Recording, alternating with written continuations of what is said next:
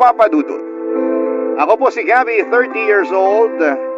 Noong padulo ang summer ay nagkahiwalay kami ng boyfriend ko for 9 years na si Edric. Ang sakit, hindi ba? 9 years. Halos isang dekada ng pagmamahal at pag-a-adjust sa ugali ng isa't isa. Napunta lang pala sa wala. Iniwalayan niya ako kasi sabi niya ay nagkagusto na raw siya sa katrabaho niya. Ang honest naman niya masyado para umamin kaagad. Sa totoo lang, yung pagiging honest niya, ang una kong nagustuhan sa kanya noong nanliligaw pa lamang siya sa akin. At hindi ko inakala na ang ugali niyang yun din pala ang magiging dahilan para matapos din ang pagmamahala namin.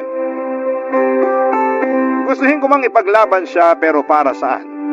Nagkagusto na siya sa iba, hindi ba? Ano pang laban ko roon? Lalo kung nag-iinit pa ang pakiramdam niya sa bagong pag-ibig na natagpuan niya.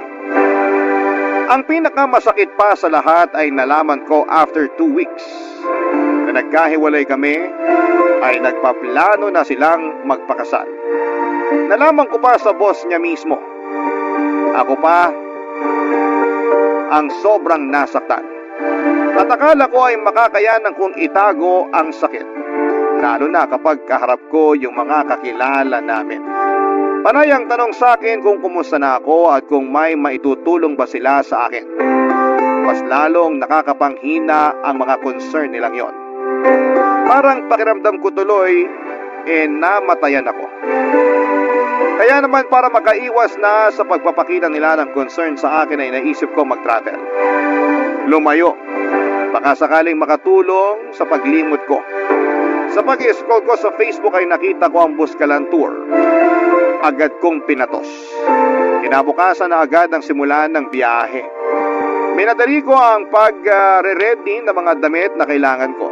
At makalipas ang ilang oras ay natagpuan ko na ang sarili ko sa Wangod Buscalan Tattoo Village, kung saan ay nakilala ko si AJ, kaedad ko lang.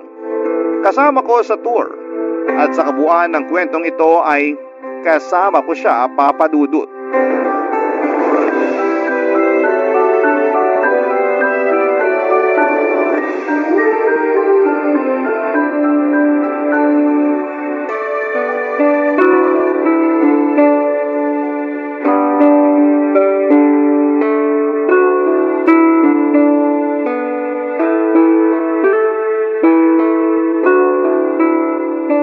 Solo joiner ka rin? Ha? Mag-isa mo lang sa travel group natin? Oo. Mukhang hindi ka madalas sumasali sa mga travel group ah. Paano mo nasabi? Hindi mo alam yung term na solo joiner eh. Ikakamatay ko ba kung hindi ko malaman ang ibig sabihin yan? Ang sungit naman. Kaya ka siguro solo. Mukha bang gusto kong makipag-usap sa'yo? AJ nga pala pangalan ko. Parang hindi ka nakinig sa sinabi ko. Nagpakilala pa talaga. Ano pangalan mo? Hindi ka talaga naturuang makinig ng magulang mo, no? Napainggan ko lahat ng sinabi mo. Kaya lang gusto ko makipag-usap sa'yo. Kaya bahaliwala na sa akin ang pagsusuplada mo. Nagsusuplada ako kasi ayoko makipag-usap sa'yo. Mabuburyo ka rito, sige ka. Lahat sila may kasama. Eh, ikaw? Solo joiner din ako, pero kaya ko makisama kahit kanino. Eh, di dun ka. Walang nagtatanong. Broken ka, no? Ha? Paano mo naman nalaman? Yan talaga madalas ang tanong ko sa mga solo joiner eh. Kapag usapang broken kasi, sumasagot sila kagad. Parang ikaw, di ba? Huwag mo na nga akong kausapin. Sure ka ba? Kasi mabuburyong ka talaga rito kapag wala kang kausap. Andito lang tayo sa loob ng bahay habang hinihintay natin yung group natin na matatuan ni Wangod. Wala ring signal saka mukhang mabagal yung internet na pinapagamit ng mga host dito. Ikaw din. Paano mo naman nalaman na magpapatato ako kay Wangod? Eh yun naman ang highlight ng Buscalan Tour eh. Ang magpatato sa pinakamatanda at pinakahuling mambabatok. Magpapatato ka rin ba? Uy, nakikipagkwentuhan ka na sa akin ha. Kala ko ba ayaw mong kausapin kita? Ewan ko sa'yo. Uy, joke lang. Bumalik ka na ulit sa pagiging friendly. Please. Hindi naman ako pumunta rito para makipagkaibigan. Alam mo, pag ganyan ang linyahan, kabaliktaran na nangyayari. Mahilig mang surprise ang universe. Ayaw mo na kaibigan? Boom! Papatalan ka agad ng kaibigan. Malay mo naman, ako na pala ang kaibigan na pinadala ng universe sa'yo, di ba? Ang kampante mo rin sa sarili mo, no? Kampante ako kasi kinakausap mo pa rin naman ako. So, ibig sabihin, medyo nakabukas pa rin ang pinto mo para sa akin. Ay! Total, grupo naman tayo rito, no? Bakit kaya hindi mo subukan makipag-banding na lang sa kanila? Huwag na ako. Settled na ako mag-isa. Okay na ako mag-isa. Kaysa bigla kang sasanayin sa piling nila tapos bigla na lang silang mawawala. Kaya okay na ako mag-isa. Broken ka nga. May nakakatawa ba sa sitwasyon ko? Walang nakakatawa. Pero wala namang masama kung papagaanin natin sa konting tawa, di ba? Wala naman talagang masama kung papagaanin ang problema ng kaunting tawa. Kaya lang dahil sa ginawa ni AJ ay bigla ko na lamang naalala si Edric sa kanya. Sa unang pagkakakilala namin ni Edric ay pinatawa rin niya ako. Lugmok ako noon sa problema sa mga magulang ko dahil kakahiwalay lamang nila. Wala akong ibang mapagsabihan at malapitan. Madalas akong tumatambay sa isang milk tea shop sa malapit sa amin. Doon ako nagpapalipas ng buong araw para lamang maiwasan kong umuwi ng bahay. Ayoko makita ang katotohanan na hindi na kami buong pamilya. Ayokong makita na wala na si tatay at kaming dalawa na lamang ni nanay ang magkasama. Nasa ganong sitwasyon ako nang magpakilala si Edric sa akin. Sinupladahan at tinaboy ko si Edric tulad ng ginawa ko noon kay AJ. Pero tulad ni AJ ay porsigido si Edric na mapagaan kung anuman ang mabigat na dinadala ko. Doon ako nadali. Doon na ako nahulog. Hindi ko sinasabing nakikita ko si AJ bilang potensyal na sasalo sa akin. Ayoko muna. Hindi pa ako handang makakilala ng lalaking sasalo sa akin at ayoko lang siyang nakakaharap dahil pinapaalala lamang niya sa akin ang mga naging masasayang araw ko kasama si Edric.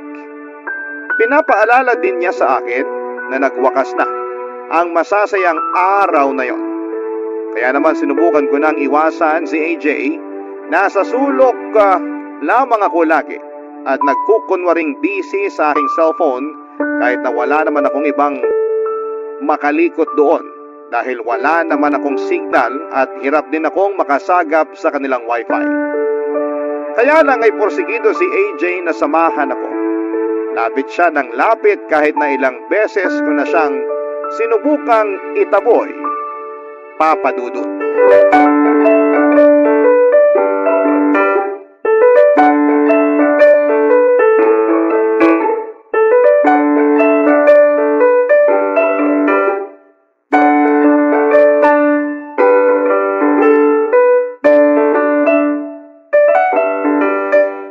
Gabi, Paano mo nalaman ang pangalan ko? chinek ko rin sa listahan ng organizer natin. Hoy, wala kang karapatang gawin yan. Kesa naman kung ano lang itawag ko sa'yo. Gusto mo ba, sitsitan na lang kita na parang aso? Ayoko rin naman gawin yun. Last na yan, ha? Pangalan ko lang ang pwede mong malaman sa akin. Sabi mo eh. Huwag kang ang kampante dyan. Pangalan ko lang ang malalaman mo sa akin. Sigurado ako. Ay, may extend tayo ng stay dito sa Buskalan. Ano? Medyo dulong grupo pala tayo. Hindi ba marunong magpa-reserve ng slot ang organizer natin? Hindi kasi pwedeng reservation dito. First come, first serve policy sila rito. So, itutuloy mo pa ba na magpatato? Baka raw 2 o 3 araw extension natin. Tagal naman. Marami din daw kasi yung ibang mga grupo. Tapos, depende pa yan kung kakayanin ni Wang Od na magtato. Siyempre, may edad na siya. Kailangan maghinay-hinay din. Eh, paano yung mga kasama natin? Gusto pa ba nilang mag-extend? Balita ko yung ibang kasama natin. Nag-arrange na sila ng Sagada Tour. Kasi, hindi na nila mahintay tong kay Wang Od eh. Gusto mo ba sumama na lang din sa kanila? Bakit naman ako sasama sa kanila? Kasi sa Sagada madalas ang puntahan ng mga broken. Hindi rito sa Buskalan. Pala desisyon ka rin, no? Kahit saang lugar pwedeng puntahan ng mga broken. Ayos yan. At least may kasama pa ako rito habang naghihintay na matatuan ni Wang Od.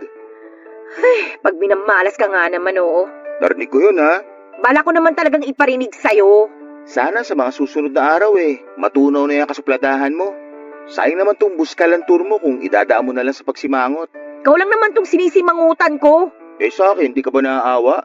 Sinisira mo ang Buskalan tour ko dahil sa kakasimangot mo sa akin Alam mo, malawak naman tong tinutuluyan natin Bakit kaya hindi ka rin sa kabilang sulok? At saka huwag mo na akong lapitan dito kung ayaw mong masirang Buskalan tour mo. Mapapaamo rin kita. Kahit bumulong ka dyan, naririnig ko pa rin. Pinaparinig ko naman talaga sa'yo. Wala akong balak umamo sa'yo, no?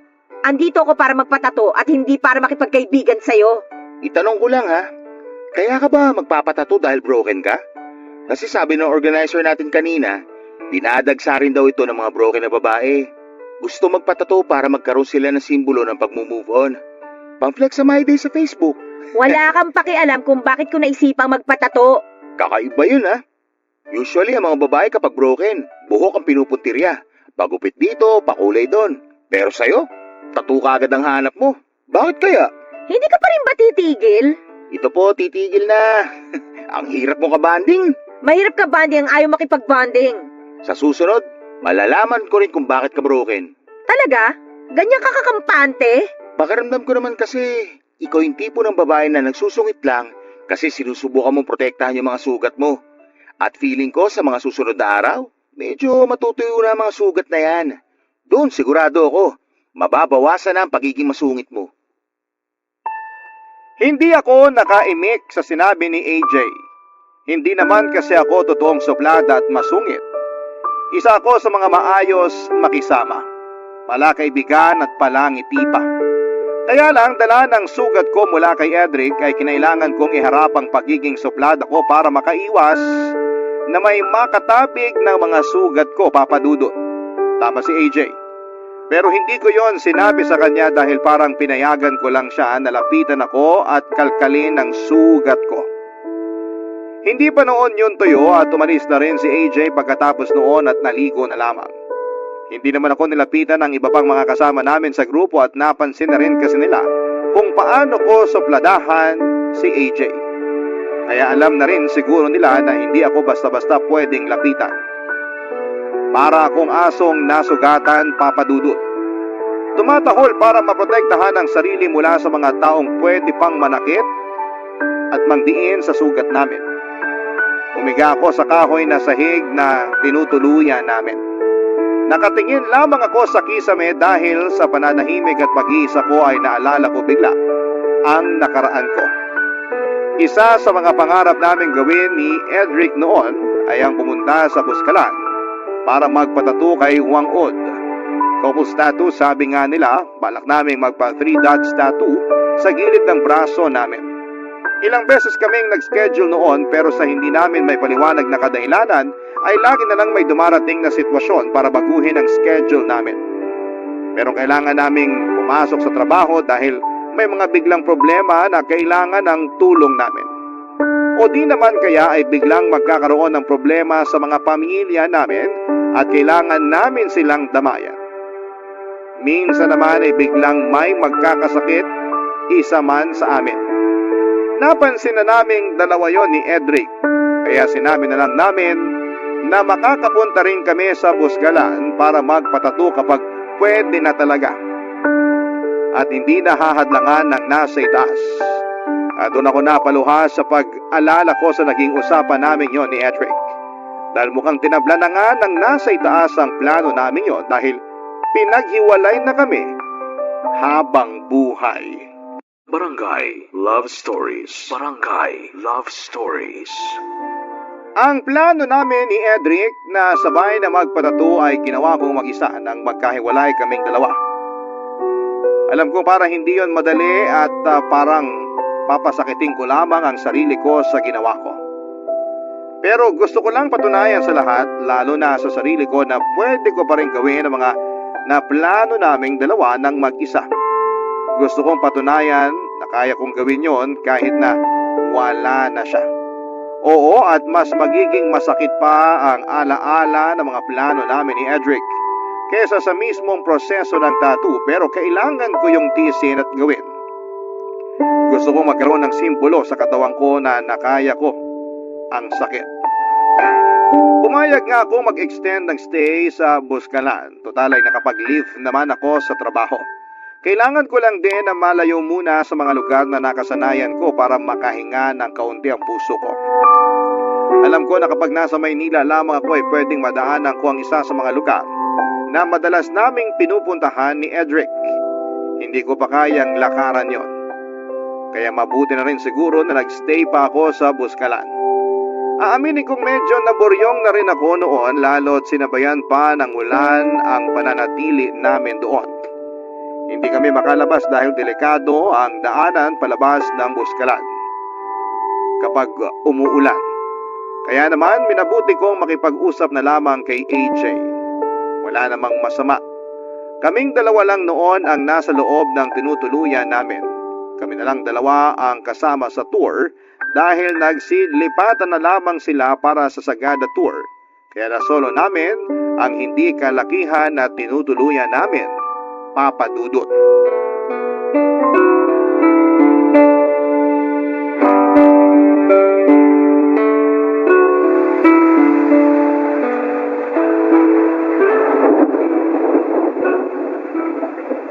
Ilan lang pala magtatagal ang kasungitan mo sa akin eh. Bigla akong nabore eh. Okay lang. Tatanggapin kong rasong yan. Bored na rin ako eh. Yung organizer natin na doon sa kabilang bahay, nakikipagmaritesan. Bakit hindi ka na lang sumama sa kanya? Gusto mo lagi may kabanding, di ba? Eh paano ka? Ayaw naman kitang iwan mag-isa rito. Salamat. Nakakabigla tong panahong to, no? Summer pero grabe yung buhos ng ulan. Ang lakas pa. Hindi ko to inaasahan. Pati panahon lolokohin ka, no? Nakakadalawang hugot ka na mula nang dumating ka rito, ha? Mukhang makakaisang dosena ka bago tayo umalis dito. Che, palibasa hindi ka makarelate sa pagiging broken ko kaya ganyan ka mang-asar. Ay, teka, broken ka rin? Saan ang hugot mo? Ako yung broken na walang hugot. So, ikaw yung broken version 2.0. Malinis na version, walang hugot. Sana all. Pero hindi halatang broken ka, ha? Magaling lang siguro ako magdala. Ay, sorry naman sa akin na nakabuyang-yang ang pagiging broken. Magkakaiba naman kasi ang mga tao sa pagdadala ng sakit na nararamdaman. Ayos lang din yan sa'yo. Wala namang masama dyan. Iisa lang naman ang goal nating lahat, ang makamove on. Okay lang ba kung magkwento ka kung ano nangyari sa'yo? Magkukwento ka rin ba tungkol sa sugat mo? Pwede. Pero ikaw muna. Paano ba ako magsisimula? Pinagpalit ako sa tomboy. Ganda naman ang bungad mo. Yun nga yung totoo. Saka yun na rin yung summary. Kwento mo ng buo. Matagal-tagal pa tong ulan eh. Tsaka ka na huminto kapag ambon na lang. Chismosa ka rin, ha? Sumama ka na lang kaya ro sa organizer natin. Noong mga nakaraang araw gusto mo makipag-bonding sa akin. Tapos ngayon parang tinatabuhin mo na ako. Oo, sige na nga. May naging girlfriend ako. Single mom siya. 3 yung mga anak niya. Ang hirap pala. Kasi parang inuobliga niya akong sustentuhan yung mga anak niya. Asan daw yung tatay ng mga anak niya? Magkakaiba kasi ng tatay yung 3 anak niya. Hindi na rin daw nagsusustento kasi may mga asawa na. Naawa naman ako sa kanya kaya nag-aabot na rin ako kahit konti.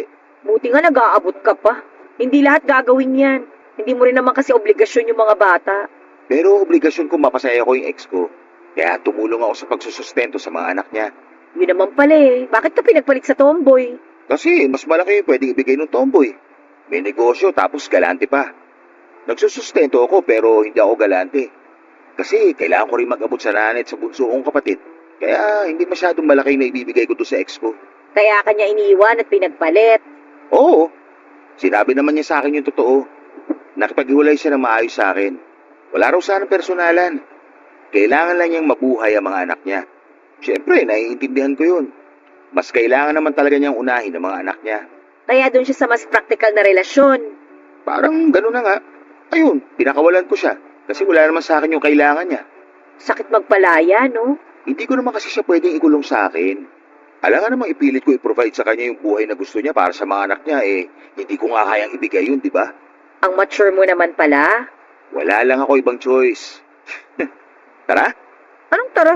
magkapit tayo. Balita ko, masarap daw ang Buskalan Coffee. G? Papa Dudut, alam ko na yung ginawang pag-iwas ni AJ na dugtungan pa yung usapan tungkol sa ex niya ay paraan lamang niya para hindi na humaba ang usapan namin. Ganon din ako kapag tinatanong ako tungkol kay Edric ay nililihis ko. Masakit kayang ungkatin yung isang bagay na tinatago mo. Lalo kung hindi ka pa handang ilabas at ipakita yon sa iba. Minsan nakakainis din yung ibang tao na hindi nila tantanan yung mga broken na katulad namin ni AJ. Ano bang pleasure ang makukuha nila kapag nakikita nila kaming nasasaktan habang binabalikan ang nakaraan namin? Tumayo na ako sa pagkakaupo sa sahig at sinamahan si AJ na magtimpla ng kape. Nagpakulo lang kami ng tubig sa takore at doon na rin namin hinalo ang Buscalan coffee. Mura lang ang kape nila, 100 piso ang kape at nakalagay yon sa plastic na pangyelo. Naaliw ako ang simple lang ng buhay doon sa Buscalan. Pagkatapos na kumulo ng kape sa takore ay kumuha si AJ ng 2 tasa para sa aming dalawa. Gustuhin ko man tulungan siya pero gusto niyang siya na ang umasikaso noon. Kaya pinagmasdan ko na lamang siya habang ginagawa yon. Nasa balkonahe kami noon ang tinutuluyan namin. Humina na ang buhos ng ulan. Hindi na kami napagod sa ulan. Parang maganda pa ngang kombinasyon ng ulan at kape na mula sa takore. Naupo kami sa gilid at tanaw namin ang mga kabundukan ng Buscalan. Napakaganda. Maya-maya pa ay naalala ni AJ na meron siyang natirang biskwit sa bag niya. Kinuha niya yon para isabay sa kape namin. Natawa na lamang din ako sa combination ng kape at klase ng biskwit na dala ni AJ, Papa Dudut.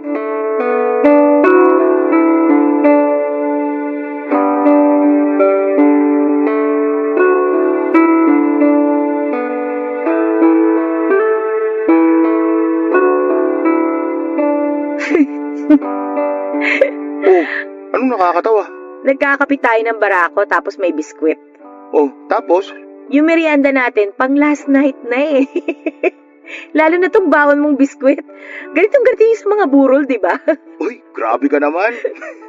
Pero totoo nga, ito'y nakalata. Tapos dinadakot na lang ng plastic na mangkok kapag hihahain na sa mga naikilamay. Alam na alam ah. Ako yung tagadakot ng biskwit sa burol ng tatay ko noon eh. Ay, sorry. Wala na yun, ano ka ba? Saka mula nun, naging paborito ko ng biskwit na to. Kaya lagi akong bumibili ng 1 lata kada buwan. Merenda namin sa bahay. Mahilig din kasi sa biskwit si nanay at bunso. Ah, kaya pala. Okay nga to eh. Sakto yung tamis niya. Hindi nakakaumay. Mapaparami ka ng kain dyan, lalo na kapag sinabay mo pa sa kape. Ang sarap din nitong Buscalan coffee, no? Sakto yung pait. Walang asim kahit napakuluan ko na sobra. Ngayon nga lang ulit ako nagkape eh. Kailan yung huli? 5 years ago na siguro. Nung lamay ng tatay ko. Sorry din. Kaya hindi na ako nagkape ulit. Lalo na pagbara ko. Kasi parang bumabalik yung pagluluksa ko sa tatay ko kapag naamoy ko yung kaping bara ko. Sabi sa nabasa ko, konektado raw kasi ang pangamoy sa memories natin. May nagsasabi sa parte ng utak natin na may kinalaman sa emosyon at memories. Eh paano kung hindi ko na maiwasang makaamoy ng kaping bara ko? Forever na ba ako magluluksa dahil lang natitrigger ng utak ko yung emosyon at alaala ko? Ewan. Pero pwede sigurong ikonekta mo na lang yung amoy ng kaping barako sa isang masayang alaala. Ha? Paano? Meron ka bang memory sa kaping barako na masaya? Sa burol din yun ng tatay ko eh. Tanghali nun tapos kami lang. Kami lang nung ex kong si Edric yung nagbabantay. Nagkwentuhan kami. Ano pinagkwentuhan nyo? Malungkot kasi ako nun eh. Siyempre nagluluksa. Nag-worry ako kung paano ko haharapin yung future nang wala yung tatay ko. Kasi ang hirap nun, di ba? Totoo, ang hirap nga nun. Ay, tapos habang nagkakape kami, nagkaroon siya ng gana para pag-usapan yung future. Future namin. First time niyang naglatag sa akin ng mga plano niya para sa future naming dalawa. Parang naamoy ko ngayon yung mismong kaping barako na iniinom namin noon. Ano raw laman ang future na yun? Eh, yun, bibili raw siya ng townhouse namin. Yun muna yung unahin niya bago kami kasal. Para kapag honeymoon na namin, dun daw namin bibinyagan ng townhouse namin. Wala pang anak pero may binyagan na mangyayari. Tapos dun na rin kami bubuo ng pamilya. Lahat daw ng okasyon, dun magaganap sa bahay na yon hanggang sa lumaki na yung mga anak namin. Para raw pamahayan ng good memories ang bahay na yon kapag tumanda na kami at kaming dalawa na lang ang magkasama sa townhouse. At babalikan namin yung mga alaalang yon habang nagkakape. Yun, pwede na kayang yun na lang yung alaala na ipalit ko para matabunan yung malungkot na alaala ko sa kaping barako? Para rin mabura na yung memory ng pagluluksa ko sa tatay ko kapag nakakaamoy ako nun?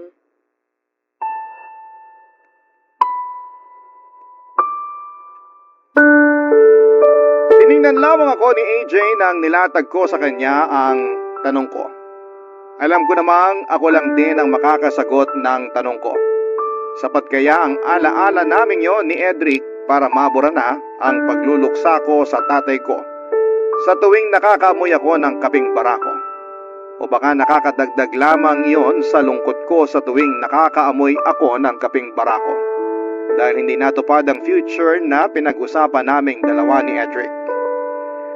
Natahimik na lamang kaming pareho ni AJ, naging awkward ang paligid dahil kahit tumawa ko sa dulo ng tanong ko ay amoy na amoy pa rin ni AJ ang kalungkutan ko. Tumingin si AJ sa mga kabundukan habang kumakagat ng biskwit. Ako naman ay bumalik sa pag-inom ng Buscalan coffee. Hanggat maaari ayokong huminga habang umiinom ng kapeng yon. Dahil nga bukod sa ibinabalik ng amoy na yon ng mga alaala ng pagluluksa ko sa kamatayan ng tatay ko, ay binabalik din ito ang mga alaala ng mga plano ni Edric para sa future namin. Tahimik pa rin ako noon at iniisip na baka meron pa akong ibang masayang alaala sa amoy ng kaping barako. Yung amoy na walang koneksyon, isa man kina Edric o kay tatay. Pero walang mahagilap ang utak ko. Tanging ang mga mapapait lang na alaala ni Edric at tatay ang nahalukay ko. Biglang pumait ang kaping ininom ko. Itinigil ko muna pansamantala ang paghigop at nakiusap ako kay AJ. Nakuhanan ako ng tubig. Mabilis namang ginawa yun ni AJ at inabot yon sa akin. Nanginginig akong kinuha yon at ininom. Walang amoy ang tubig, malinis at kahit papaano papadudod ay nawala ang mapapait na alaala ng dalawang lalaking naging mahalaga sa akin. Mga taong nagpasaya sa akin at nagpalungkot.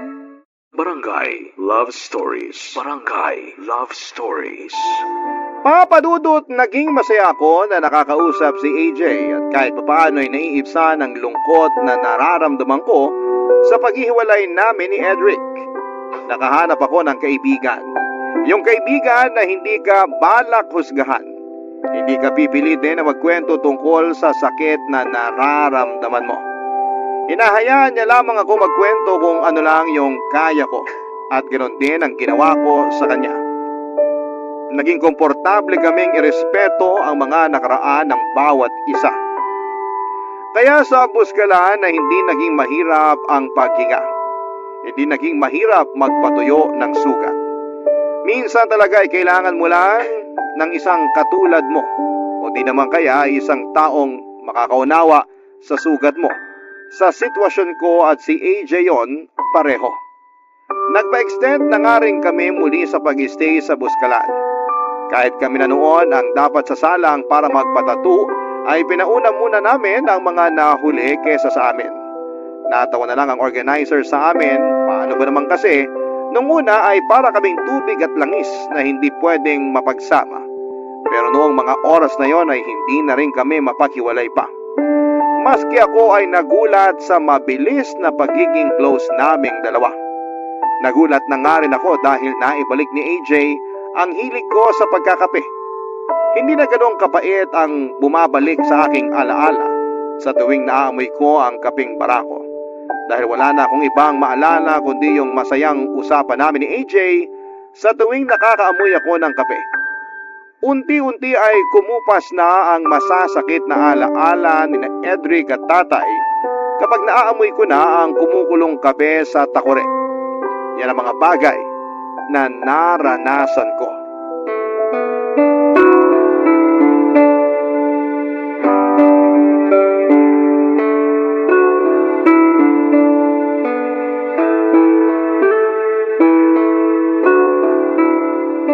Pangalawang tasa mo na yan Awat na. Kapag ikaw hindi ka nakatulog mamaya. Tubig lang ang katapat niyan para makatulog mamaya. Hayaan mo na nga ako. Ngayon ko nga lang ulit na-enjoy magkape. Salinan mo pa ako ng kape, please. Bahala ka Walang sisiyan kung bigla ka mag-palpitate dyan. Daming sinasabi, hindi na lang magsalin. Eto na po, Coffee Princess ng Buscalan. Oh, yan. Salamat. Sana umulan ulit. Hoy, huwag kang ano dyan. Ngayon palang bumibida yung araw, palalayasin mo na kagad. Para kasing ang sarap magkape kapag umuulan. Naaalala ko na naman yung mga kwentuhan natin nung nakaraan. Tapos, sumasabay pa yung ulan. Ang ganda rin kapag makulimlim yung kalangitan. Ngayon ko palang na-appreciate yun eh. Maganda kasi itong lugar natin eh. Kapag sa Manila to, nako, ang hirap i-appreciate. Pag-usapang ulan tapos nasa Manila ka, bahagad ang maiisip mo, walang palya. Correct! Para ang bilis maging honest at seryoso sa usapan kapag sumasabay yung ulan, no? Tapos palalakasin pa ng kape yung loob mo, no? Gabi, Oh, ano yun? kahit hindi umuulan, kaya mo maging honest at seryoso? Susubukan namin ang kape ko. Ano ba yun? Alam ko, broken ka pa. Pero, naisip mo na ba kung ano yung ideal na next relationship mo? Kahit nung hindi pa ako broken, meron na talaga akong ideal na relationship sa utak ko. Ano? Ano, gusto ko talaga yung pwede kaming maging honest sa isa't isa. Ayokong napapaisip ako lagi kung nagsasabi ba ng totoo yung partner ko o hindi. Baka dyan napapasok yung trust. Oy, true yan. Papunta rin dyan sa trust yung ideal relationship ko eh. Yung kaya ko talagang magtiwala kahit nasaan siya o kahit sino pa yung kasama niya. Marami pa rin ibang tao na pwede mapagkatiwalaan. Yan nga yung problema ko ngayon eh. Bakit? Alam ko hindi ko pa nakukwento sa iyo yung nangyaring relasyon ko kay Edric pero malaking tiwala kasi yung nawala eh. Pwedeng magpapayaw ka sa nangyari? Kung okay lang ha? Siguro sabihin na lang natin na dahil sa ginawa ni Edric sa akin, mahihirapan ng next na makakarelasyon ko na ibalik yung tiwala ko sa relasyon. Kahit yung tiwala ko sa sarili ko na makakahandle pa ako ng relasyon, para kasing parang nawala na rin. Hindi ko kasi alam kung kaya ko pang pagkatiwalaan yung sarili ko na sumugal ulit sa susunod eh. Kasi paano kung maulit na naman, 'di ba? Masira na naman yung tiwala ko. Parang hindi ko na yata kaya. Kota na ako sa nangyari sa amin ni Edric. In fairness, Ha? Anong in fairness? kinaya pa rin ng kape na gawin kang honest at seryoso. Ano, isang tasa pa? Ay sige, isa pa nga. Alam na agad ni AJ na kapag bumibigat na ang loob ko, magko-commercial break na agad kami at ililiko na ang usapan doon sa magaan. Yun ang isang bagay na kinatuwa ko kay AJ. Alam niya kung kailan naabante sa akin at alam niya kung kailan hihinto. Kaya niya talagang irespeto ang boundaries ko. Nakakatuwa lang na isipin na merong isang tao na kahit na ilang araw mo palang nakikilala, ay mas maayos na ang trato sa iyo kumpara sa mga taong matagal na sa buhay mo. Nagpalit kami ng pinag-uusapan, napagkwentuhan na lang namin ang mga nadaanan naming lugar bago kami umakyat ng Buskalan. Naging magang muli ang usapan kasabay ng manamis na Buskalan coffee. Masayang naging Buskalan experience ko pero lahat ay may hangganan. Sumapit na kami sa dulo ng pila. Kami na lang ang hinihintay para magawa na namin ang original plan namin. Ang magpatato sa pinakamatanda at huling mambabato, kay Apo Wang Ud. Nakapila na kami noon sa likuran ng isang grupo. Marami sila, pasulyap-sulyap lamang kami kay Wang Ud. Ang ganda niyang pagmasdan. Ang kalmado habang nagpapatato siya sa mga bisita. Siguro inaabot lang ng 5 minuto kada 3 dots na pagtatato ni Wang Ud. Kasama rin niya ang grandniece niyang si Grace, ang kanyang protege. Ang ganda nilang pagmasdan noon habang nagtatato sa mga bumibisita sa kanila sa Buskalan. Habang inihintay namin na magtato, ay nagkwentuhan pa kaming muli ni AJ, pangtanggalang ng kaba. Yun kasi ang unang tattoo naming dalawa, Papa Dudut.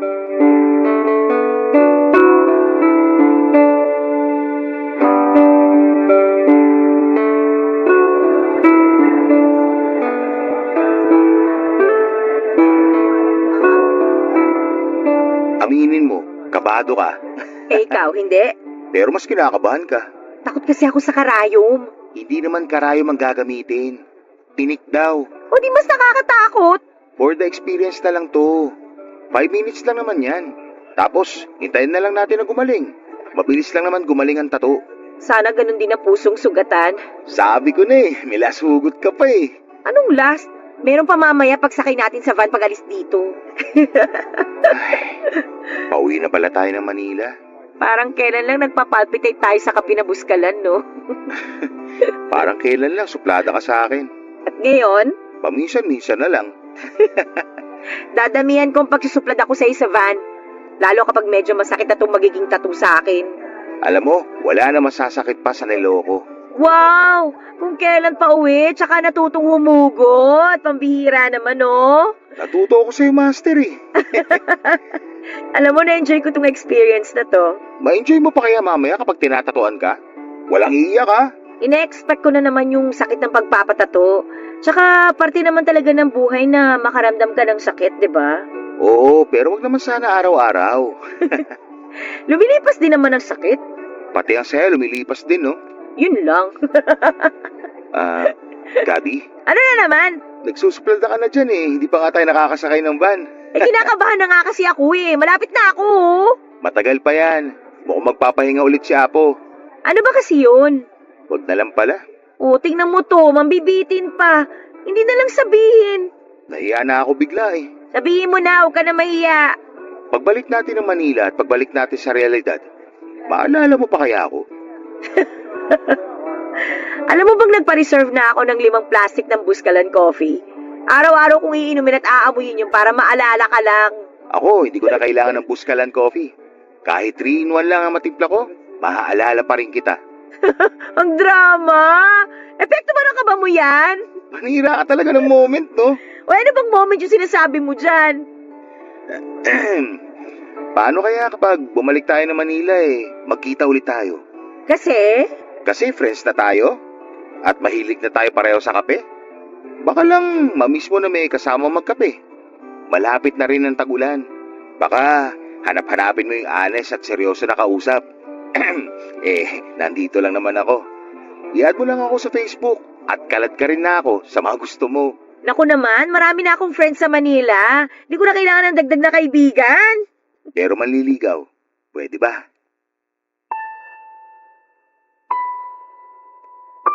Nasa likuran ko si AJ noon habang nakapila kami.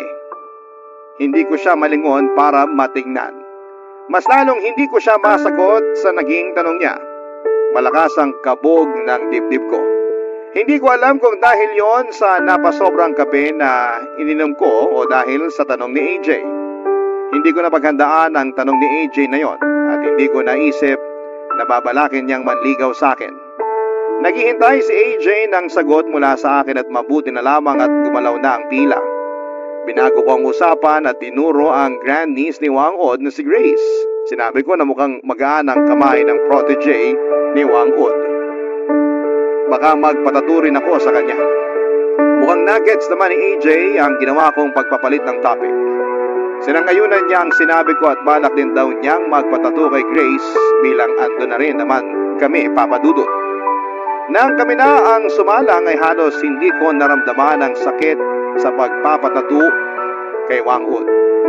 Kasi mas nangingibabaw sa utak ko at puso ko ang naging tanong ni AJ sa akin noon. Pwede bang manligaw? Paano ko ba sasagutin yon? Aaminin kong nagkaroon ako ng crush kay AJ dahil sa naging koneksyon naming dalawa papadudot. Pero paano kung dala lamang yon ang lungkot na nararamdaman ko sa hiwalayan namin ni Edric? At baka nadadala lamang kami sa ganda ng lugar ng Buskalan. Kaya gano'n na ang mga emosyon namin. Nakabalik na kaming pareho sa Manila at hindi ko pa rin ina-accept ang friend request niya. Ilang buwan na ang nakakaraan mula nang nakaalis na kami sa Buskalan. Pero patuloy ko pa rin siyang iniiwasan. Marami siyang messages sa akin pero ni isa ay hindi ko nire-replyan. Takot ako. Wala pa akong tiwala sa sarili ko na makakayanan kong magpapasok muli ng ibang tao sa puso ko. Kayo ba? Anong masasabi ninyo? Sana ay matulungan ninyo ako at maraming salamat po. Isa ako sa mga masusugid na tagapakinig ng Barangay LS. Ako ang inyong kapuso at kabarangay forever, Gabby. Dear Dear Papa Dudut, magandang araw sa iyo at sa mga kabarangay natin na katulad kong mahilig makinig sa Barangay Love Stories. Ako si Nini, 54 years old, taga Mandaluyong at kasalukuyan ay nasa bahay na labang ako habang abala sa muntigong tindahan na pinundar ng anak kong si Eric. Magkakasama kami sa bahay ng asawa at dalawan niyang anak dahil hindi raw ako magawang pabayaan ng anak ko na mamuhay mag-isa. Mahal niya raw ako tulad ng pagmamahal ko sa kanya at malaki ang utang na loob niya sa akin dahil ginapang ko ang pagpapalaki at pagpapaaral sa kanya kahit na mag-isa na lamang ako noong araw. Sa totoo lang, Papa Dudut ay may asawa naman ako. Kasal kami ng tatay ni Eric na si Oscar pero pagtungtong niya ng 10 taong gulang ay nang babae ito at nagloko sa kasal namin. Hindi nagtagal ay nagkahiwalay kami matapos nitong ibahay ang babae niya at nagpakalayo-layo sa loob ng 8 taon hanggang sa makatungtong ng kolehiyo ang anak ko. Ay ako ang naghahanap buhay at tumayong nanay at tatay para sa kanya. Marami akong trabaho na pinasok noong araw tulad na lamang ng pagtitindera, paglalaba, katulong sa bahay, ang panghuli, ay ang ginawa kong trabaho ay naging janitress sa isang pribadong kumpanya dito sa Quezon City.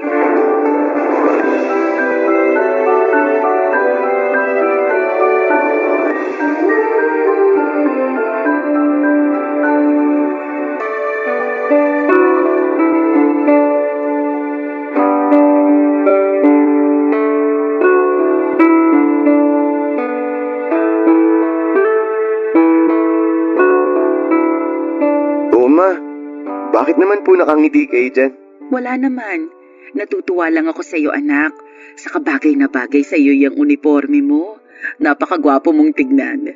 Akala ko po may dumi ako sa mukha eh. Wala ah. Speaking of mukha ma, di ba kay lolo ako nagmana? Nakuha ko yung kagwapuhan niya. Akala ko sasabihin mo sa tatay mo. Kay papa, hindi po ako sa kanya nagmana. O bakit naman? Gwapo naman ang tatay mo. Hindi ko na maalala yung mukha niya kung gwapo ba siya o hindi. Basta kinakalimutan ko na siya. Mula nung pinagpalit niya tayo dun sa babae niya. Hanggang ngayon ba? Hindi mo pa rin napapatawad ang tatay mo? Hindi ko po siya kayang patawarin ng ganun-ganun na lang matapos lahat ng mga atraso niya sa atin. Pinabayaan niya tayo. Iniiwan. Pinagpalit sa iba. Kung hindi niya ginawa yun, di sana hindi kayo magkakandakuba sa pagtatrabaho para lang mabuhay at saka mapag-aral ako. Siya dapat ang gumagawa nun eh. Pero tungkulin ko rin naman yun kasi nanay mo ko. Hindi kita pwedeng pabayaan, lalo na nung mga panahon na yun. Nandun na nga po tayo kaya sobrang nagpapasalamat po ako sa inyo kasi di niyo ako pinabayaan. Yung ibang mga magulang dyan, hinahayaan na mapariwara yung mga anak nila kasi hindi nila maitaguyod. Pero kung magkasama kayong dalawa ni Papa sa pagpapalaki sa akin, hindi niyo sana sinusolo lahat ng mga responsibilidad. Kaso wala eh, tinakasan niya tayong dalawa. Pero matagal na yun. Hanggang ngayon ba hindi mo pa rin kayang kalimutan yung nangyari? Ma, wala pong dahilan para kalimutan ko yun kahit na bumalik pa siya dito sa bahay ngayon. Eric naman. Sorry po ma, pero matagal ko nang sinabi sa sarili ko na hindi ko siya mapapatawad. O siya, sige, wag na natin pag-usapan yung tatay mo. Imposible namang bumalik pa siya. Sana nga hindi na siya bumalik. Sana lang talaga. Hindi naman natin siya kailangan eh. Pag nakatapos na ako ng pag-aaral, hindi nyo na kailangan magtrabaho ma. Ako na magtataguyod sa ating dalawa. Kakayanin naman nating dalawa eh kahit na wala siya. Maiba tayo anak. Ready na ba yung mga gamit mo? Opo, ready na. Sigurado ka wala ka nang naiwan. Sigurado po ma. Hinanda ko na po kagabi lahat ng mga gagamitin ko tsaka chinek ko rin po kanina. Kaya wag na po kayo mag-alala. Hindi na naman po ako bata eh. College na ako ma, malaki na po ako. Para sa akin, kahit ano pang edad mo, ikaw pa rin yung Eric na hinahatid ko nun sa school. Bilang nanay, hindi na mawawala sa akin na mag-alala, lalo unang araw mo sa kolehiyo. Hindi ka ba kinakabahan? Kinakabahan po, pero kakayanin. Oo, ganyan nga. Lagi mong tandaan na anumang sitwasyon, kayanin mo. Opo, yan po ang turo niyo sa akin eh. Kayo kaya ang role model ko. Nang bola ka na dyan. Hindi po ako nang bobola ma, totoo yung sinabi ko. Ay nako, mana ka talaga sa pinagmanahan mo. Sa inyo lang naman po ako pwede magmana eh. Sige na, anong oras na oh? Baka mahuli ka pa sa klase mo dahil traffic. Mahirap na. Okay, sige ma. Alis na po ako. Sige, mag-iingat ka. Ikaw ma, alis na po ba kayo? Aalis na rin ako maya-maya. Maaga pa naman eh. Maglilinis muna ako dito sa bahay.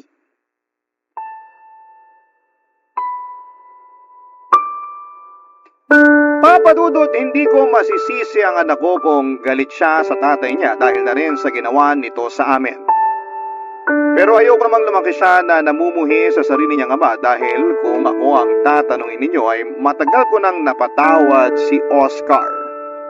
Oo, nandun pa rin ang pagkadismaya ko sa kanya dahil sa pangiiwan niya sa amin ni Eric para sumama sa ibang babae.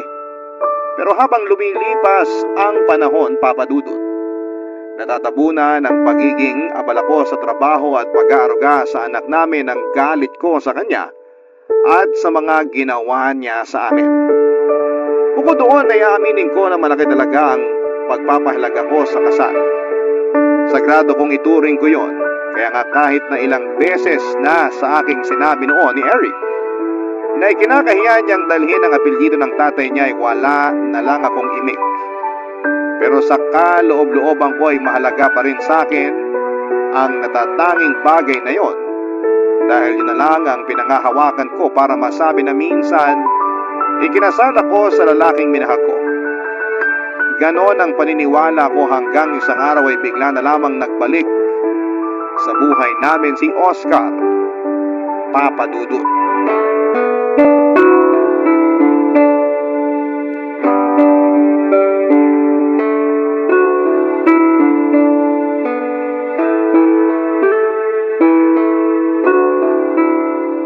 Kuha mo pa nga ako ng kanin doon, Nini. Grabe gutom ko sa biyahe. Ay sige, sandali. Kukuha pa kita. Sa sobrang tagal kong hindi nagbiyahe, muntik ko nang makalimutan yung daan pa uwi rito sa atin. Ang dami nang nagbago. Marami na rin tinayong mga tindahan at gusali. Oh, eto na yung kanin mo. Sige, kumain ka pa. Salamat. Ikaw, hindi ka ba kakain? Tapos na kami kumain ng anak mo. Nasa na nga pala si Eric? May binili lang sa malapit na tindahan. May project daw sila kaya lumabas pagkatapos kumain. Siguro malaki na yung anak kong yun, no? Oo, binata na. Natangkaran ka na rin yata. Maiba tayo. Saan ka pa ba galing yan? Sa San Andres, Quezon. Galing ako dun kaya inabot ng halos 8 oras yung biyahe. Sakit na nga ng puwetan ko sa matagal na pagkakaupo. Doon ba kayo nakatira nung babaeng pinalit mo sa akin? Ha? Oo. Doon kami sa probinsya nila. Hirap din ang buhay doon. Ibang-iba sa nakasanayan ko rito sa syudad. Bakit ka pa bumalik dito sa atin? Siyempre. Gusto ko nang tumira kasama niyo rito ng anak natin. Saka patay na rin yung kinakasama ko nung nakaraang taon pa. Tapos napag-isip-isip ko na ayoko nang tumira doon kaya bumalik na lang ako rito. Buti na lang, di kayo umalis sa bahay natin. Ma, nandito na po ako. Papa? Oh, Eric, ang laki mo na. Nak, magmano ka sa papa mo. Ayoko. Bakit ako magmamano sa kanya? Ano bang ginagawa niyo rito? Bakit pa kayo bumalik? Gusto ko na ulit kayong makasama ng mama mo tumira sa bahay natin. Hindi ka ba masaya? Bakit ako magiging masaya? Alam niyo, sana hindi na lang kayo bumalik sa buhay namin ni Mama. Aba, bastos ka. Huwag mo namang pagsalitaan ng ganyan ng papa mo. Bakit hindi? Bigla na lang siyang uuwi dito sa bahay tapos ang kapal na mukha niya na sabihin na gusto niyang tumira dito kasama tayo? Ano yun? Ganun na lang yung kadali? Baka nakakalimutan mo. Pamamahay ko rin to. Hindi ko nakakalimutan yun. Pero nawalan na kayo ng karapatan dito sa bahay na to mula nung iwan niyo kami ng mama ko. Huminahon ka muna. Tatay mo pa rin naman ang kausap mo. Saka tama naman siya. May karapatan pa rin siya sa bahay natin. Kasi asawa ko pa rin siya. Magumising nga kayo. May asawa bang ng bababae tapos iiwan kayo? Tapos na yon. Sabi ng papa mo, wala na rin daw yung kinakasama niya. Patay na, kaya bumalik siya sa atin. Ganun. Kasi namatay yung kinakasama niya kaya gusto niya nang bumalik dito sa atin. Ang kapal naman ng mukha niyan. Eric naman. Dami mo namang satsat eh. Mama mo nga, tinanggap ako ng maayos. Tapos ikaw, kung ano-anong sinasabi mo sa akin. Ay nako, lumaki ka lang, naging bastos at malasagot ka na. Mukha namang di mo pa kaya sarili mo. Ang dami mong daldal.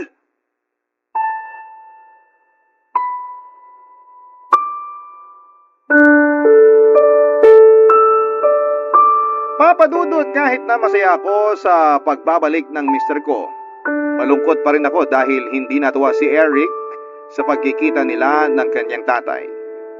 Akala ko pa naman pagkalipas ng mahabang panahon ay magbabago na ang pakikitungo niya sa tatay niya sakaling magkita silang muli, Papa Dudut. Pero nagkamali ako dahil noong ko lang nakita ang mas matinding galit sa mga mata at reaksyon ni Eric. Hindi ko naman siya masisisi pero umaasa pa rin ako ng mga panahon na yon na sana'y mapatawad pa rin niya ang tatay niya, lalo na kailangan kami ni Oscar. 3 araw makalipas tumira ulit si Oscar sa bahay at inamin niyang may dinaramdam siya sa tagiliran niya. Naisip kong ipakonsulta siya sa doktor at doon namin nalaman na may malubha siyang sakit. At dahil nga patay na ang kinakasama niya ay wala nang mag-aalaga sa kanya, kundi ako na lamang na lehitimong asawa niya ng mga panahong yon, Papa Dudut. Barangay Love Stories. Barangay Love Stories.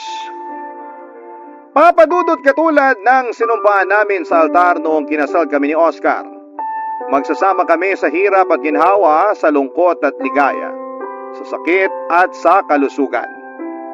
Alam ko na pagsubok lang ng Panginoon sa amin ang paghihiwalay namin noong araw, pero sa huli ay pagkalipas ng mahabang panahon ay pinagbuklod pa rin kami ng Diyos upang magkasama ni Oscar. Alam ko na ako na lang ang maasahan niya ng mga panahong yon, kaya naman nangako ako sa sarili ko na hindi ko siya bibiguin.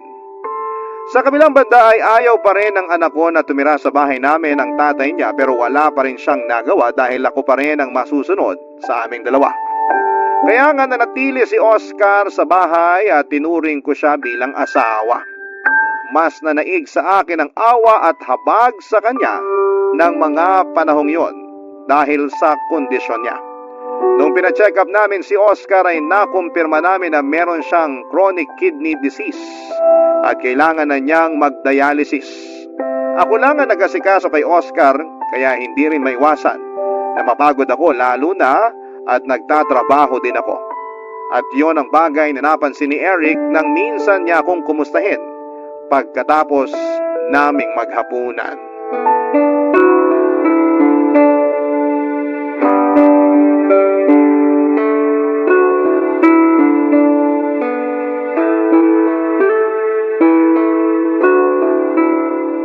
Ma, kumusta na po pakiramdam niyo?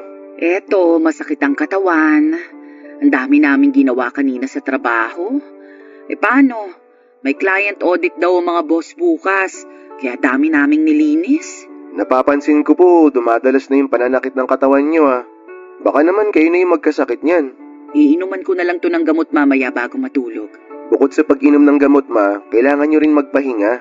Oo, lagi rin akong puyat gawa ng tatay mo. Nini, halika nga rito sa may sopa. Ano bang problema nun? Bakit siya sumisigaw?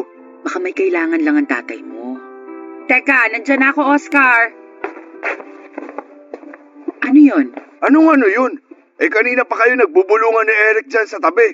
Ako ba yung pinagbubulungan nyo? Hindi Bakit naman namin gagawin yun? Ewan ko. Siguro pinag-uusapan nyo ako. Kasi pabigat ako sa buhay nyo. Oscar naman. Buti alam mo. Ano ka mo? Di mo narinig? Sige, uulitin ko. Sabi ko, buti alam mo. Buti alam mo na pabigat ka lang dito sa bahay na to. Pabigat ka lang sa aming dalawa ni Mama. Sumusobra ka na talaga. Ako pa ngayon ang sumusobra? Ikaw, kumusta? Kumusta ka? Hindi ka ba sumusobra? Huwag mong pagsalitaan ng ganyan ng papa mo. Nakakainis kasi. Akala mo kung sinong boss kung makasigaw. Hari-harian dito sa bahay pabigat naman. Pasalamat ka, masakit tong katawan ko. Kaya di ako makabangon sa pagkakahiga ko rito sa sofa. Kung hindi, makakatingin ka talaga sa akin ng suntok. Talaga ba nananakot ka pa? Ganyan na nga kalagayan mo. Ikaw pa matapang? Kapal Anong sabi mo? Eric, tumigil ka na. Huwag mo nang pagsalitaan ng ganyan ng papa mo. Kita mo na ngang may iniinda siya, oh. Oo, ma. Kitang-kita ko yung iniinda niya. Malamang karma niya yan sa pag-iwan niya sa atin noon. Naturingan ka pa namang nag-aaral pero bastos ka. Gusto mo ba ng ganyanan? O sige, ikaw nga padre de pamilya pero naghanap ka ng iba. Iniwan mo kami ni mama. Anong sabi mo? Ano yan, bingi-bingihan ka na naman? Hindi mo na naman narinig? Ano, ulitin ko pa ba? Nini, pagsabihan mo nga yung anak mo. Anak, tumigil ka na sabi. Hindi ko mapigilan, ma. Akala mo kasi kung sino to kumakaasta. Pabigat lang naman siya. Tingnan mo yung sarili mo, ma. Hindi ka sana mapapagod ng ganyan Kung sa tuwing pag-uwi mo rito, hindi mo naiintindihin tong taong to. Kaso hindi Sabit na nga, paalaga pa. Di ba? Walang kwenta talaga. Tsaka, ma, tingin nyo ba hindi ko napapansin kung paano kayo trato nito? Kung sigaw-sigawan ka na lang kung utus-utusan ka, akala mo kung sino? Akala mo naging mabuting padre de pamilya sa atin? Pero choice ko naman yun. Choice ko na pabalikin ulit sa buhay natin ang tatay mo. Sino na lang ang tatanggap sa kanya pag hindi ko ginawa yun? Hindi na natin problema yon, ma. Bahala na siya sa buhay niya. Matanda na siya. Nasabi mo lang yan kasi anak ka lang. Hindi ikaw ang asawa. Pag nagkaroon ka na ng asawa, maiintindihan mo na sagrado ang kasal. Maiintindihan mo ng husto kung bakit hindi ko magawang bitiwan ng tatay mo kahit na nagkasala siya sa akin noon.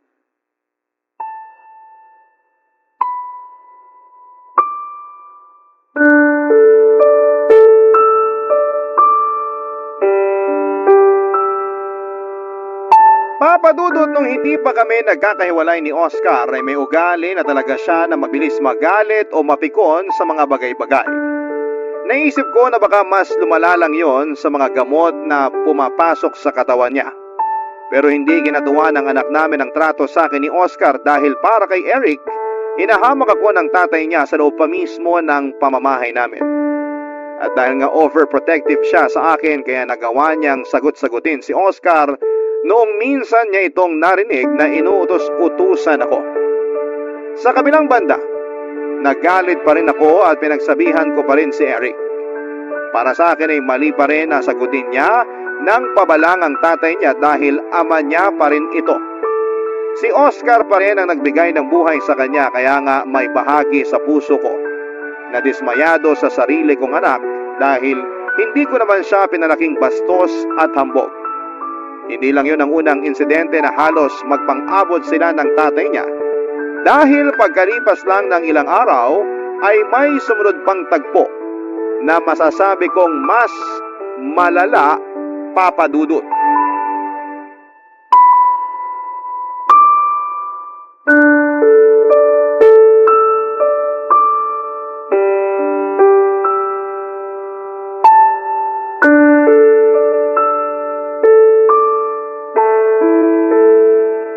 Eric! Eric! Halika nga rito sa sala. Dalian mo. Ay, bakit ba? Anong bakit ba? Kanina ka pa dun sa kwarto mo. Ano bang ginagawa mo? Wala ka nang pakialam dun.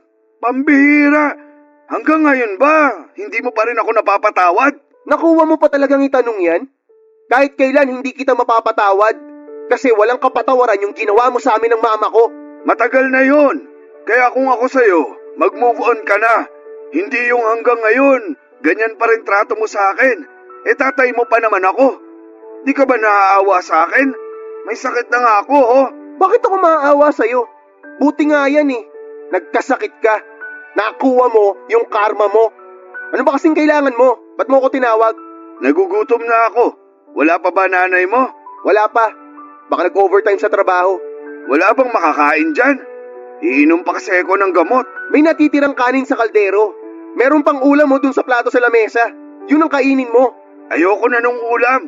Nakakasawa na Kapal naman ang mukha mo. Nakuha mo pa magsawa. Wala ka namang ambag dito sa bahay na to. Ikaw pa yung malakas ang loob na mamili ng kakainin mo. Pabigat ka na nga, reklamador ka pa. Bakit ka ba ganyan magsalita? Tatay mo pa rin naman ako. Wala akong pake. Simula nung umalis ka sa bahay na to, nawalan na ako ng tatay. Nawalan na ako ng respeto sa'yo. Para sa akin, patay ka na. Kaya huwag kang umasta na akala mo kung sino ka. Ang hirap kasi sa mga kabataan ngayon, mapagtanim ng galit sa mga magulang. Kung makapagsalita ka, akala mo perpekto ka na. Pero walang-wala naman ako kung ikukumpara sa'yo. Kasi ikaw, kampon ka ng demonyo. Kahit na ganyan patingin mo sa akin, mahal na mahal pa rin ako ng nanay mo. Tingnan mo, tinanggap niya pa rin ako sa bahay at buhay niyo. Kahit na iniwan ko siya noon para sumama sa iba. Patunay lang yon na patay pa rin siya sa akin. Kaya di niya ako kayang tiisin. Aray ko! Bakit mo ako sinuntok? Kulang pa yan sa lahat ng ginawa mo sa amin ni Mama. Sa lahat ng mga pang-iinsulto mo sa kanya. Eric, tama na! Bitawan niyo ako, Ma. Tuturuan ko lang ng leksyon yung taong yan. Ang kapal ng mukha niya. Awatin mo yung anak mo, kundi papatulang ko na yan. Pwede ba? Manahimik ka na lang dyan, Oscar. Ako pa talaga? Oo. Ikaw lang naman yung panggulo rito. Nagugutom lang naman ako. Nagugutom ka? Eh di kumain ka sa kusina mag-isa. Hirap kasi sa'yo, wala ka ng silbi, ang arte-arte mo pa. Tumigil ka na. Huwag mo nang bastusin ang tatay mo. Bakit hindi ko babastusin yung taong yan? Eh siya yung una ng bastos sa akin, Ma. Pero hindi pa rin sapat na dahilan yon para suntukin mo siya. Tingnan mo. Lalo mo lang dinagdagan yung sakit na nararamdaman niya. Sabi ko nga kanina, kulang pa yung suntok ko na yun sa kanya sa lahat ng mga naging kasalanan niya sa ating dalawa, Ma. Bakit ka ba kasi pumayag na pabalikin siya dito sa bahay natin? Mas maayos pa nung tayong dalawa lang eh. Kaya naman natin. Sana, Ma, hinayaan mo na lang siya na magdusa sa sakit niya. Di ba ganoon naman yung ginawa niya sa atin noon? Hinayaan niya tayo na magdusa? Lahat ng nararanasan niya ngayon, karma niya yan. Kaya dapat hindi siya tinutulungan.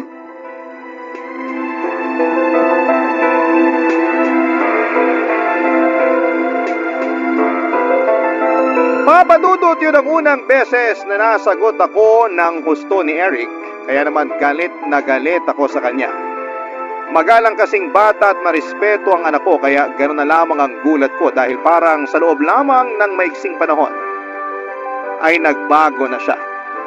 Siguro'y malaki talagang impluwensya ng pagkamuhi niya sa tatay niya para mawalan na siya ng respeto sa akin na nanay niya. Bukod doon ay masama rin ang loob ko sa kanya dahil sa panununtok niya kay Oscar. Ilang araw din kaming hindi nag-imikan ni Eric, pero sa huli ginausap ko siya at humingi siya ng tawad sa akin dahil sa mga nasabi niya. Nagsorry din ako sa kanya at pinilit ko siyang patawarin na rin ang tatay niya. Pero hindi ganoon kadali yon dahil hindi raw deserve ni Oscar ang kapatawaran niya. Napabuntong hininga na lamang ako at pilit na tinanggap sa aking puso ang desisyon ng anak ko. Doon ko nga naisip na habang walang magulang ang makakatiis sa anak, ay merong mga anak na kayang tiisin ang mga magulang nila. Papadudot. Barangay Love Stories. Barangay Love Stories. Papadudot, mabilis na lumipas ang 3 taon. At sa loob ng panahong yon ay nagkayod kalabaw ako sa pagtatrabaho para masustentuhan ang pagdadialysis ni Oscar. Walang-wala rin kasi siya ng mga panahong yon at ako lamang ang maasahan niya na tutulong sa pagpapagamot niya. Pero kahit anong pagsisikap ko sa trabaho ay kinakapos pa rin kami. Kaya naman inilapit ko na si Oscar sa lokal na gobyerno at iba pang pribadong institusyon para makatulong sa pagpapadialysis niya.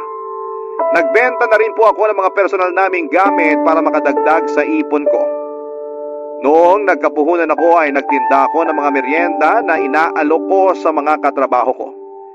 Ginawa ko yon kasabay ng pagtatrabaho bilang janitress. Kahit na mahirap ay wala akong hindi kakayanin para madugtungan pa ang buhay ng asawa ko. Kaya lang dahil nga mas madalas pa rin kaming masait, pati ang inipon kong pera para sa pag-aaral ni Eric ay nagastos ko na. Papadudot.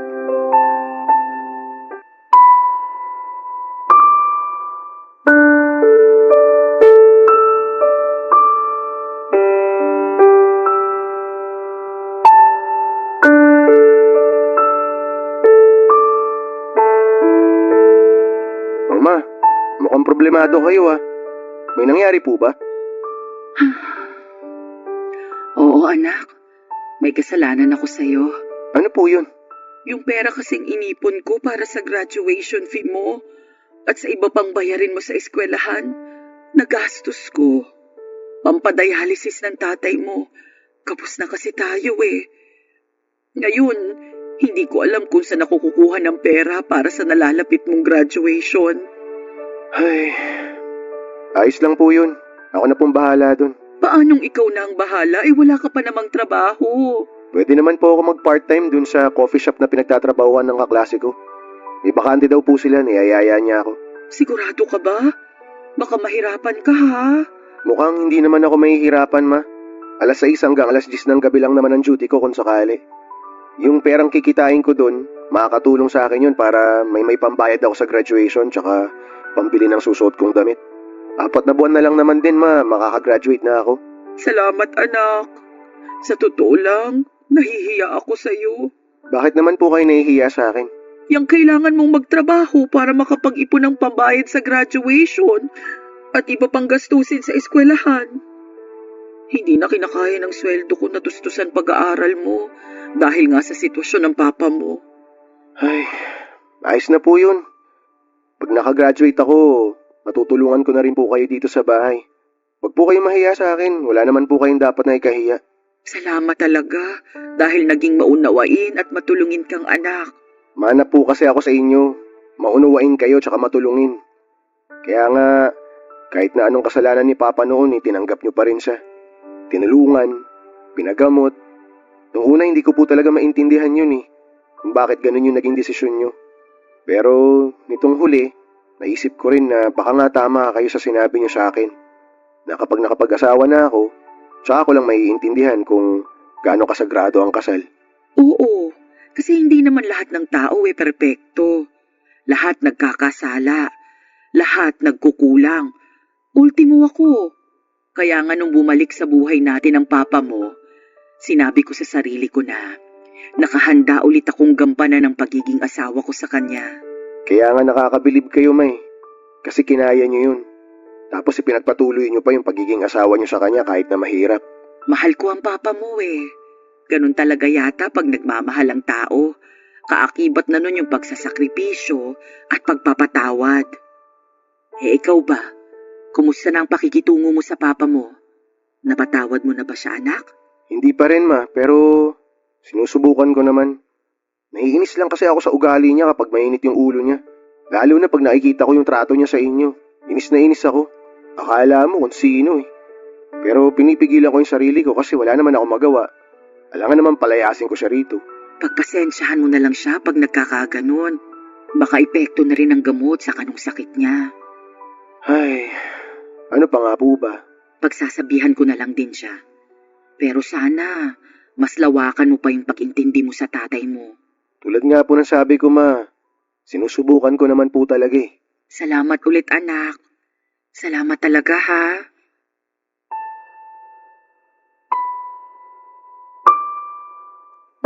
Papadudot nagsisi ako ng gusto nang ma-realize kong pati ang pera na nakalaan sa pag-aaral ng anak ko ay nagastos ko kay Oscar. Para ako natauhan ng mga panahong yon pero buti na lamang at maunawain si Eric. Kahit na hindi pa rin siya sangayon sa pagkupkup ko sa tatay niya, paggastos at pag-aalaga rito dahil may sakit ito ay hindi na pinaramdam sa akin ng anak ko ang mga bagay na yon.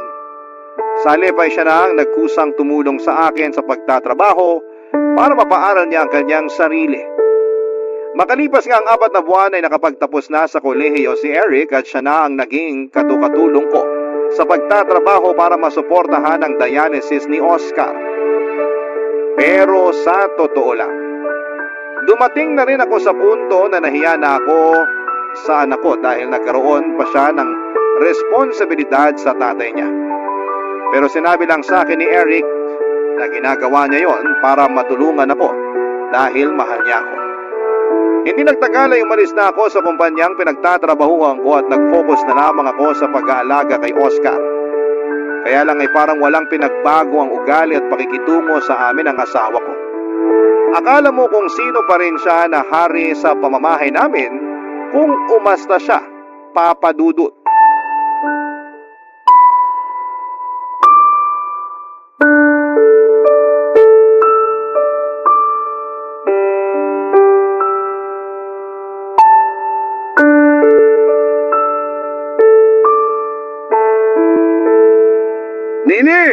Nini!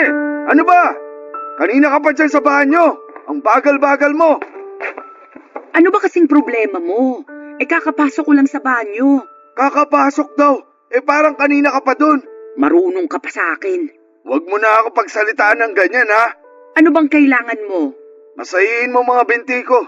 Kanina pa nangangalay eh. Sa totoo lang, pagod ako, Oscar.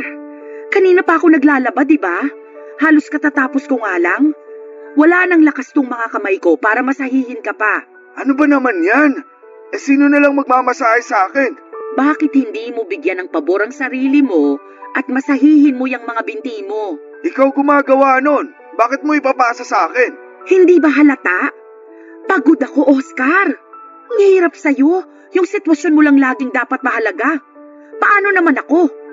Baka nakakalimutan mo. Tao lang din ako. Napapagod. Huwag mo nga akong dramahan ng ganyan. Nakakarindi ka eh. Saka ano pat umalis ka sa trabaho mo para tutukan yung pag-aalaga sa akin kung hindi mo lang din pala magagawa ng maayos. Yan lang ba ang tingin mo sa akin, Oscar? Katulong mo? Tagapag-alaga mo? Kung oo, aba, kawawa naman pala ako. Bakit ka naman magiging kawawa?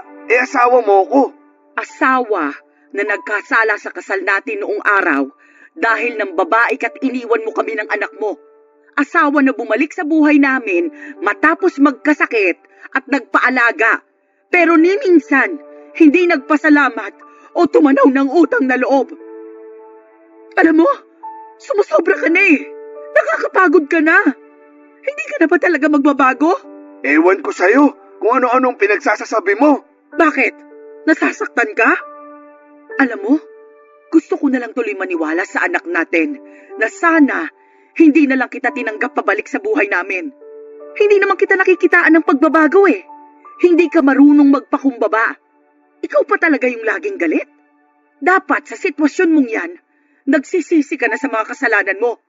Hindi yung ikaw pa talaga yung matapang o tosero at akala mo kung sino. Alam mo naman na hindi ko kontrolado yung nararamdaman ko, di ba? Hindi ko lang din mapigilang mainis at magalit sa sitwasyon ko. Kasi nga, sa dinami-rami ng tao, bakit ako pa yung magkakasakit ng ganito? Siguro nga, tama si Eric. Karma ko na to dahil sa pangiiwan ko sa inyo noon. Pero, huwag mo namang hayaang malugmok yung sarili mo. Pagtuunan mo ang paggaling mo. Hindi yung minsan, pahirapan ka pang painumin ng gamot, tapos hindi mo pa sinusunod yung sinabi ng doktor mo sa kung ano lang ang pwede mong kainin. Hindi ko lang mapigilan. Naaaburido ako. Wala akong magawa sa buhay ko dahil sa sakit na to. Ang daming limitasyon, ang daming bawal. Kaya gusto mo na lang mamatay, ganon. Hindi naman sa ganon. Ganon na rin yun. Hindi mo man lang kami naisip ng anak mo? Lalo na ako. Imbis na ayusin mo yung sarili mo, kahit man lang para sa akin, hindi mo magawa. Paano na lang pag nagkasakit din ako? Paano na lang kita maaalagaan? Pasensya ka na talaga. Kilala mo naman ugali ko, di ba? Ang hirap sa'yo. Kahit na ganyan na ang sitwasyon mo, hindi mo pa rin maibaba yung pride mo. Hindi ka pa rin talaga nagbabago.